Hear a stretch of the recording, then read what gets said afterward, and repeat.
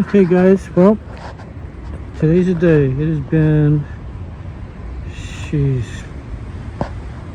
a year and 6 months, a year and 5 months that I've owned this bike. So I thought I would do a long-term review.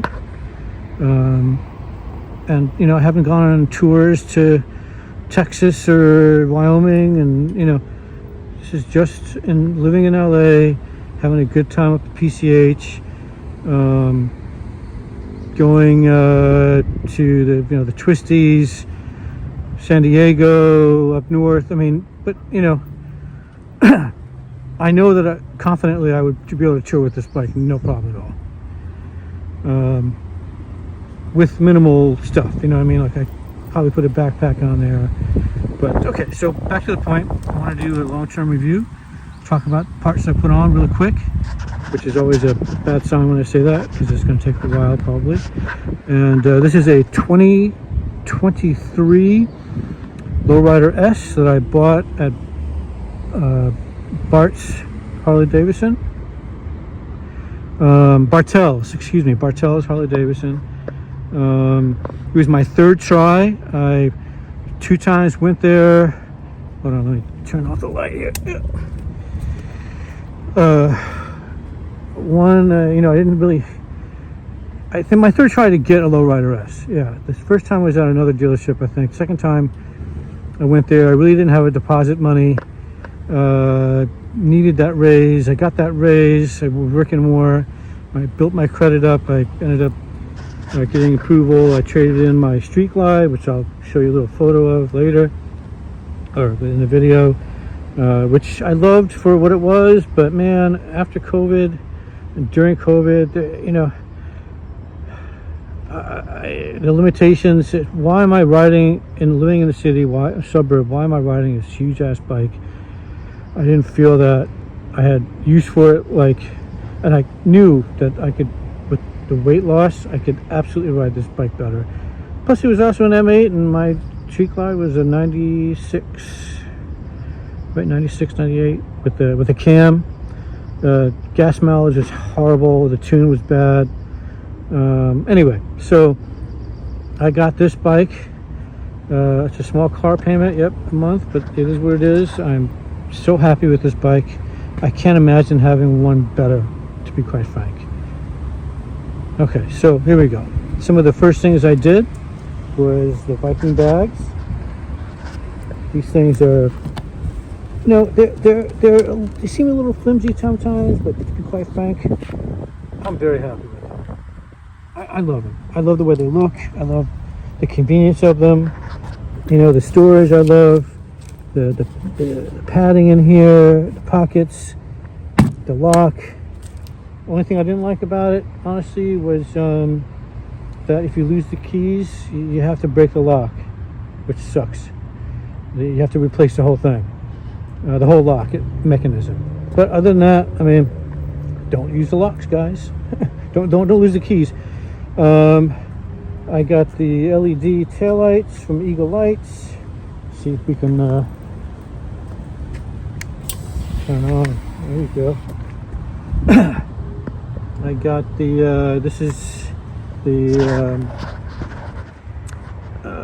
original Garage Moto, or these guys are a Canadian company.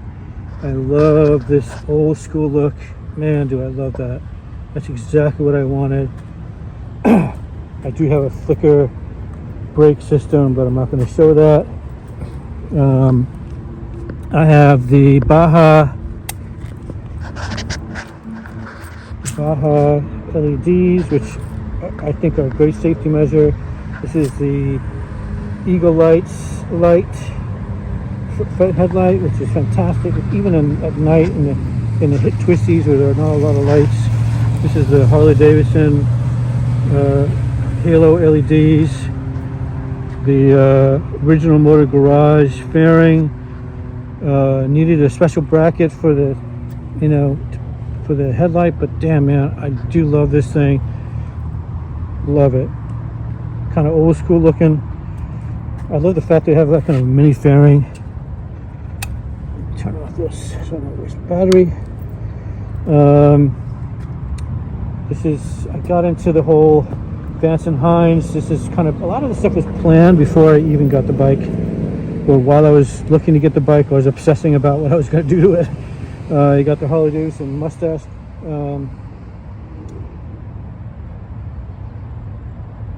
Crash bars.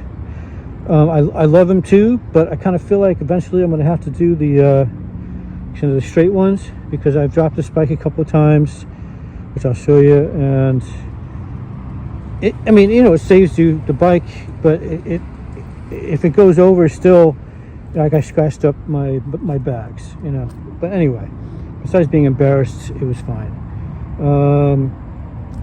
Eagle lights. This is the oil gauge, temperature gauge. This is the Rough Crafts, which is actually paired up with Allen Ness. Big intake. Love this thing. If I can Allen Ness my bike all over, I'd do it. Gas cap, because the OEM gas cap kind of is cheap and broke really quickly, and then I got it replaced, but I was just like, I don't want that to happen again. Harley Davidson, I think this is the Empire. Damn, I can't remember which ones these are. But they are stock Harley Davidson. You would think that this would kind of hurt or be kind of rough, but I really like the grip on these. I got this from Torque. This is just, you can put spare gas in it if you want. The Vance and Hines 2-to-1 high output. This is great. It's not quite as loud or as beefy as I wanted it to sound, but it's definitely good for performance. And I think what I've been told is that you will really take advantage of the performance if you have a cam in there. And I'm not going to put a cam on the bike, so, you know, I still love it. It's great. It's super hot. I had to put an extra plate on here because my leg was killing me. It was really hot. And then I have a pad here, so, you know, if you're willing to tolerate that, this is the one for you. The Viking sissy bar, I have a pad, but I don't really like the way the pad looks. And honestly, I don't really have anybody on the back of the bike. Now the seats, I went through 3 seats. The stock seat was great until like 30 minutes, and then your ass starts to hurt like crazy. It's not good for day riding. Terrible, in fact. So I got the Saddleman with the gel, which, you know, I really liked, but I was too far from, I was stretching. So every time I went on a ride, I would, you know, have back, you know, muscle pain in my back and everything, because I'd be leaning over, and it just wasn't comfortable ride. It looked cool, but it wasn't comfortable. So I ended up going with, because Saddleman didn't have it, I went to go into Lepera. I think it's a Step, it's a Whiplash. Forward, I can't remember. It's basically adds an inch or two to this area here. So short people like me, 5'7", 5'8", with boots, it's perfect. It's absolutely wonderful. But I had to match that with, and mine the white cord. This is a newish thing. I'm trying to figure out how to keep my Insta360 charged along with my phone. This is the Dominator Industries. I think it's a 12-inch T-bars, Big Daddy. I bought the complete kit. I didn't want to mess around trying to figure out what works and what doesn't, and all these different kits that are out there, and end up buying more stuff than I should. These wonderful guys, you know, partially sponsored me and helped me through the process of picking something. Met with me. It was really awesome. I love those guys. I'm always gonna have a soft spot in my heart. And it's my second set. I had meat hooks on my Street Glide, which I'll also show you in the photo. Let's see what else there is. The Oberon. adjustable levers. Man, once I got it, you know, toned in, like the brakes are perfect the way they are. This, having them all the way back, I definitely had some clutch issues, but I put it back like 90%, and it's just so much smoother than stock. I don't see myself not wanting to have these on the bike at all. I love them. This is the all-in-this side view mirrors. They're smaller than I thought. I kind of wish they were bigger, but you know, it's all-in-this. It's good quality. Memphis shades, I think. Wind guard. What else we got here? Oh, I have got the Dynajet. What is it? The 4, the new one. That was actually a good experience. You know, once I put the everything on the bike, you install that, do the firmware update.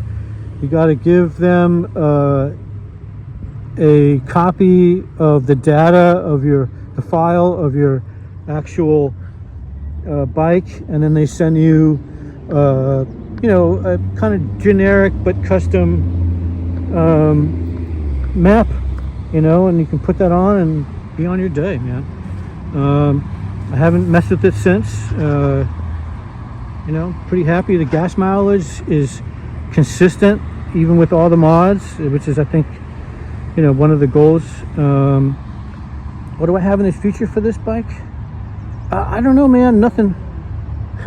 I mean, I keep on thinking of stuff like that. What is that? That guard, that plate in the bottom, maybe a little fender flare thing in the bottom there. You know, maybe a cam after like 15,000 miles and there's no warranty anymore. I don't know, man. You know what I mean? It's like, I love this bike, dude. Love it. Couldn't have wanted a different bike. I mean, the only thing that I don't like about what's happening at Harley is that they keep on coming every year. They come out with like a little bit of an upgrade. You know, it's like the iPhones. You know, you get an iPhone, you're so happy with it, it's the best thing around, and then next year, like, oh, the iPhone 16s with this, you know, and it's like an upgraded chip. This one, they did, think of the 2025s, they did like it's a 117 ST or some weird, like, it's just a high-powered tune or something. I don't know. I don't really give a shit. I don't want to have to give a shit about it. I want to enjoy what I got.